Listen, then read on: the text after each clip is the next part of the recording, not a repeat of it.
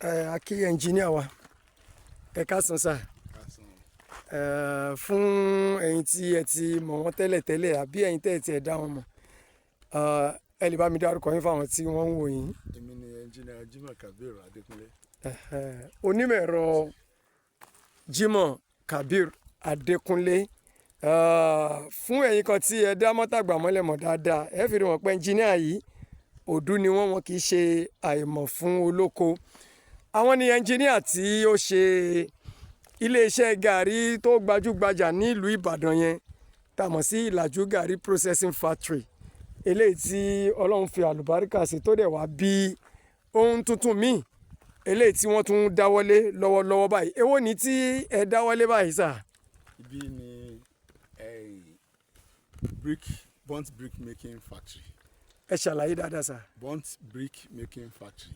Irú bíríkì yẹn ṣe àwọn bricks tí wọ́n fi ń kọ́lé. Tí wọ́n fi ń kọ́ ilé, àwọn bíríkì pupa yẹn tí wọ́n fi ń kọ́lé. Tí má tẹ̀ ní kí n béèrè ó dà pé kíní ọ̀hún ò ṣe bẹ́ẹ̀ wọ́pọ̀ mọ́, kí ló fà á?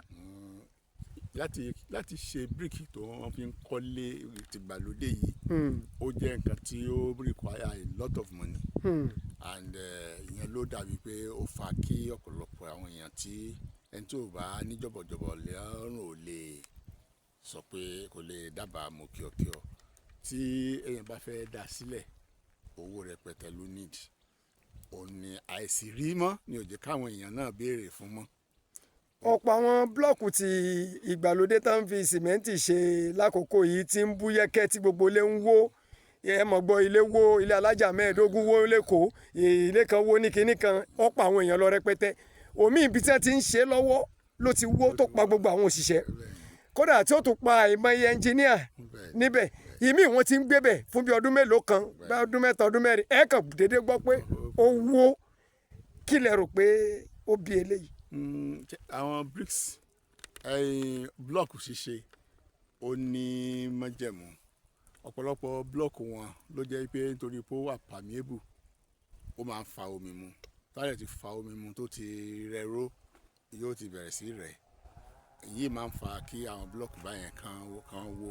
Èkejì ni pé technical input àwọn engineers tó ń kọ́ ń gbà yẹn foundation wọn báwo ló ṣe rí ṣé wọ́n wo soil test wọ́n ṣe soil test wọ́n mọ weight tí soil yẹn gẹ́gẹ́ lè kárì kan tó bẹ̀rẹ̀ sí kọ́lé alájà 3 alájà 4 lé lórí ìyẹn wà nù kan tí a kì í yẹ̀wò nínú ètò à ń kọ́lé ní Nàìjíríà tó lè máa ń fa kí àwọn ilé yẹn wó.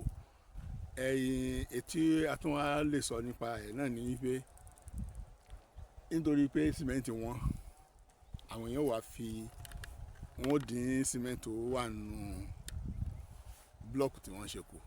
Ìṣòro tí yẹn dẹ̀ sí ni pé tí sìmẹ́ǹtì ò bá ti péye tó yẹ kó wà ń bẹ̀ òun ló ń fa kí bíríkì máa bú yẹ́kẹ́ kò ní lè gbẹ́rù tó yẹ kó rù torí bí ó bá ṣe di bí sìmẹ́ǹtì ló ń jẹ́ kí àwọn yanrìn yẹn dira wọn mú wọ́n bá lè ṣe dira wọn mú tó ni òun náà ṣe ní strength àti gbẹ́rù sí nígbà wá di dín sìmẹ́ǹtì kù wàhálà ti wà ó mì pé lẹ́yìn ìgbà tó ẹrù yẹn bá ti pọ̀ jọ ọrùn ẹ̀ náà yóò yẹ̀ wò lulẹ̀ ni. Bíríkì eléyìí tí a wá ń sọ yìí bíríkì gbogbo wa la mọ̀ bíríkì tí à ń sọ yìí o àwọn bíríkì pupa tí wọ́n fi ń kọ́lé ń jọ̀hún àná tó wọ́pọ̀ bá a ṣe ń sọ̀rọ̀ àwọn orílẹ̀-èdè kan bẹ tó jẹ́ pé lè rí kí wọ́n lo blọ́ọ̀kì oní sìmẹ́ǹtì àti yẹ̀pẹ̀ yẹn bíríkì yẹn ni wọ́n ń lò ní àwọn orílẹ̀-èdè yẹn ṣé ká sọ pé àwọn yẹn ní fátìrì tó ń ṣe ni àbí ọwọ́ náà wọ́n fi ń mọ̀. Ọ̀pọ̀lọpọ̀ iléeṣẹ́ ní fátìrì tí nílùú òyìnbó tán ti ń ṣe bíríkì sunsun nítorí pé bíríkì wà láyé ọjọ́ ohun tá a máa ń pè ní bíríkì ọlọ́mọ náà tó ń fọwọ́ ṣe tí wọn bá sún kò ń gbára mú tó bó ṣe yẹ kó gbára mú ṣùgbọ́n bíríkì tán bá ti sún èkìní tó bá ti dé tá ti sún dé level kan tó yẹ kán sún dé kò ní fa omi mu in fact tá a fi máa ń mọ̀ pé bíríkì ní quality ó ní pé wọ́n bá mú bíríkì tí wọ́n ti sún tán kìbọnú omi fún ọjọ́ 24 hours tán bá yọ padà tán bá tún wọn ẹ rí i pé bó bá fa omi tíntínní mu ó lè má ju ìdá kan nínú ẹgbẹ̀rún 1/1000 ní in weight ratio tó fi fa omi yẹn mu so omi wípé wọ́n kìbọnú omi tó ibi tá à ń pè ní ẹrọ̀fọ̀ ni wọ́n kọ́lé sí ni kò ní affect ẹ̀. òjò ń rọ̀ ń pa irú òjò tí ń dà lọ́wọ́lọ́wọ́ báyìí lójoojúmọ́. kò ń affect ẹ̀.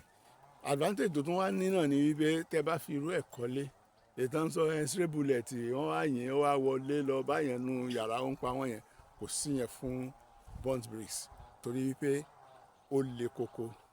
in fact tẹ́ bá ju burnt bricks sílẹ̀ láti àjà karùn-ún ẹ̀dùn nǹkan yín mú ni tí èdè ṣe irú àwọn bíríkì tó yẹ pé tẹ́ bá jù lẹ̀ tẹ́yìn bá gbé lọ́wọ́ tó bá jábọ́ lọ́wọ́ èèyàn yóò fọ́ ni. tí wọ́n bá ju bíríkì burnt brick yẹn sílẹ̀ láti àjà karùn-ún èyàn ò tún gbé. àwa náà rí irú ẹ̀ tá a bá ń ṣàwàdà ló kù àwọn èèyàn gbogbo ẹni tó ń gbọ́ yín gan náà mọ̀ pé bó ṣe rí nìyẹn.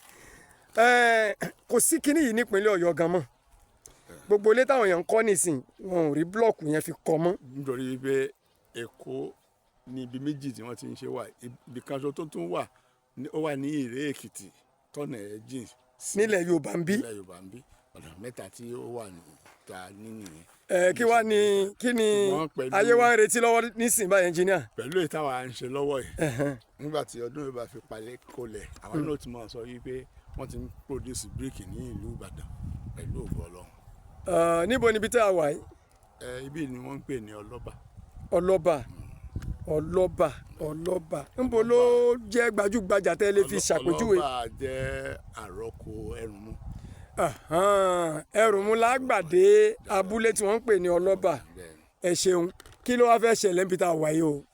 ibi tí a bá torí ilẹ̀ lárí tó lọ rẹ́rẹ́rẹ́ yìí ilẹ̀ ló lọ rẹ́rẹ́rẹ́ yìí. ibi tá a bá ṣe dé lọ́wọ́lọ́wọ́ báyìí ní ibẹ̀ gbogbo oníṣẹ́ tí yóò produce brick láti ṣàtúnṣe ẹ̀. àwa fẹ́ kọ́ ibi tí wọ́n ti máa sún òun ló jẹ́ ká clear gbogbo ibi tá a clear yìí. bá wo ibi ìlà fẹ́ kọ́ ibi tí wọ́n ti sún sí ṣùgbọ́n sì sún bíríkì. níbo lẹ́lẹ́ fẹ́ kọ́ ibi tí wọ́n sún sí ilẹ̀ táwọn wò yìí tó lọ yìí. tí sun bíríkì ìpele méjì ni. ẹ mọ̀ sọ̀rọ̀ yín lọ. tá a bá lọ. ṣe bíríkì tán a gbọ́dọ̀ kọ́kọ́ jẹ́ ó gbẹ kó tó di pa sún. so ibi tí wọ́n ti ṣe ó jẹ́ ó gbẹ ó ní ẹ̀ ń wò lẹ́gbẹ̀ẹ́ ibi tí wọ́n ti ṣe gangan yìí. níbo mọ̀ ẹ́. ó ní gbogbo ibi tá a clear sílẹ̀ ibẹ̀ ni a kọ́ ibi tí wọ́n ti tí ó jìjẹ́ ó gbẹ sí a wá kọ́ ibi tí wọ́n ti sún síbí wọ́n ṣubú a wá kọ́ ibi tí wọ́n ti sún síbí tó bá ti wá sún àwọn tó bá ti sún tán làwọn á kó síwájú mi. iwájú ń bo. débi tí wọ́n ti máa wá àwọn tó bá fẹ́ wá kó tó ti máa wá kó.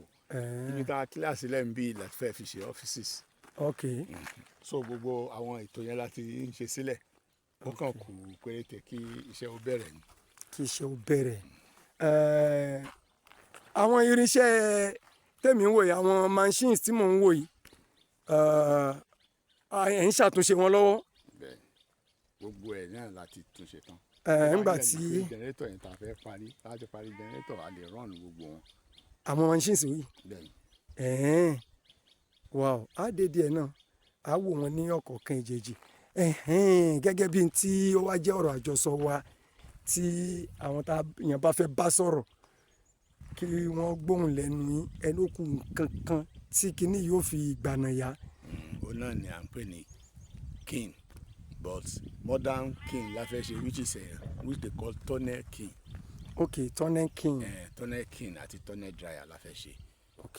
léyìí tí ó jẹ́ ibi yóò lè facilitate continuous production.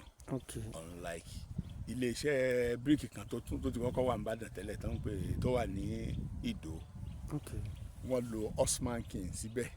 ok. bí ó ṣe rẹwà tó wàhálà pé kì í ṣe continuous king ó jẹ́ kí kíkó bíríkì wọnú ẹ̀ àti kíkó jáde kó jẹ́ iṣẹ́ ńlá tó sì máa tó jẹ́ kí labour náà tún pọ̀ jù ó sì ń jẹ́ kó ṣiṣẹ́ gan máa sá mọ́ wọn lọ́wọ́ lórí à ń kó bíríkì ṣe iṣẹ́ kékeré so but àwa ò ní ṣẹ̀ṣẹ̀ tó padà sí irú level yẹn mọ́ níta àfẹ́ ṣe ń bì ní pé machine náà ni ó kó bíríkì wọlé tó bá dẹ̀ ti sún machine náà ni ó kó jáde àwọn kan machine ni ó kó lọ bí tí wọ́n ti sọ ẹ̀ sí táwọn èèyàn ti máa wá. Can we talk on partnership?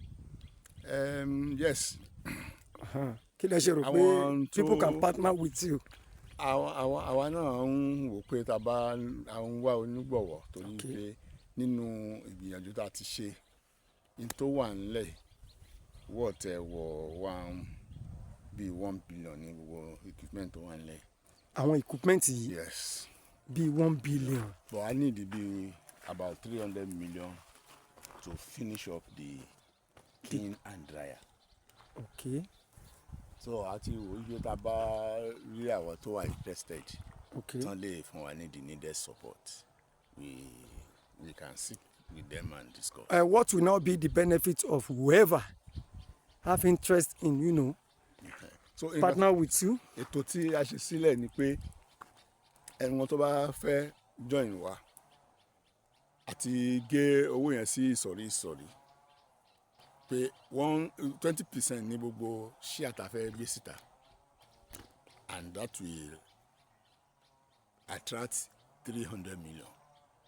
The 300 million that they are going to bring is not that they are going to give us 300 million and be part of that kini. It's like a loan, or what they, in the technical terms, accounting technical terms, they call it debentures. Okay. When they bring in the 300 million, we are going to repay that 300 million within 2 years. Within 2 2 years. years. And still, whoever brought it, we still have 20% of the company share. Okay. But somebody might not be able to give 300 million at a go. At a go. So if you have somebody that is able to bring minimum of 15 million, then he has a percent share after getting his money back. Okay. That is 1% of the company profits every year. Okay. And if we're having somebody with 20, 60 million, 90 million, and so on and so forth, it's also, it's prorated. If you have 90 million now, that means 2 times 3 is 6%. After you have even collected your money back. To ti gba capital ìpadà. To ti gba capital ìpadà within 2 years. So lọ́dọọdún. You still have that share lọ́dọọdún. That's good. That's good. Kí ni ó wá fún àwọn èèyàn ní ìfọ̀kànbalẹ̀? Kí ló lè fún wọn ní assurance wípé okay o, within 2 years you are talking about, they can get back their capital because the bricks you make is the one you will sell. Yes. Before you can realize the capital back. Yes. What could give them, confidence that you can realize the money within 2 years? Yes. This is a continuous process equipment. For certain period of time, not fi ṣe o. So we are going to be producing continuously, and the advantage of that is we can produce massively. Then, when you are able to get your materials, you also need to get the market for it. The market, we are relying on some of the state government projects, but not seriously on them. We have been talking to all these what they call them, estate agencies, both in Abuja, Lagos, and Ibadan. And we are also partnering with them such that most of the housing estates will use our bricks. And from even our estimate, we know we can have capacity to take all our bricks as we produce them. Okay. What of individual? If peradventure, if individual want to build their house? No, we get distributors around that be handling those ones. Okay. But you see, we have to be our marketer by ourselves, not waiting for those distributors to market for us. As we are marketing, we give the distributors also the chance to market. So it means individual who wants to build this or her own house cannot trek down here and purchase the bricks. No, there will be no time for all those things. That one is like retails. Yes, we create distributors that will be handling all across the states. Okay. Because one, they will not even be able to do it because of transportation. Bricks are very weighty.